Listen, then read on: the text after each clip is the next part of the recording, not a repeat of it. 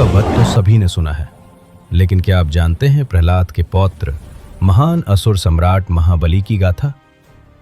एक राजा जो असुर होते हुए भी अपने प्रजा के लिए देवताओं से भी महान बन गया, और यही कारण है कि आज भी करोड़ों लोग उन्हें श्रद्धा और प्रेम से याद करते हैं। यही ओणम का रहस्य है। सृष्टि के आरंभ में जब केवल शून्यता थी, तभी समय, दिशा और जीवन का जन्म हुआ। कश्यप ऋषि के वंश से देव और असुरों की परंपरा शुरू हुई।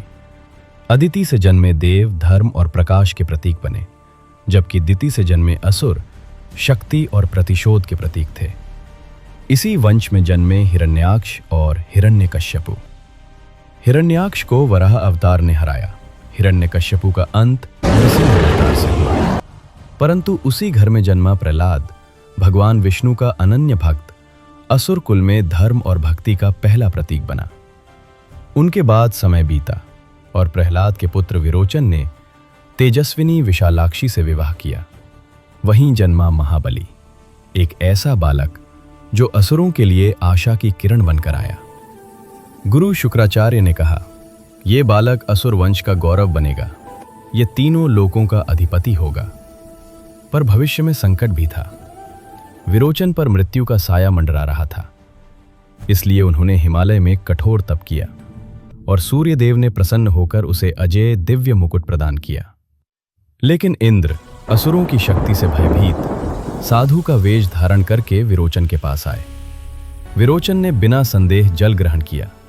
क्षण भर में चेतना डगमगा गई और मुकुट छिन गया। इंद्र ने छल और बल से विरोचन को मार डाला और अग्नि में भस्म करने का प्रयास किया। पिता की मृत्यु की खबर सुनते ही युवा बलि का हृदय आग से भर गया।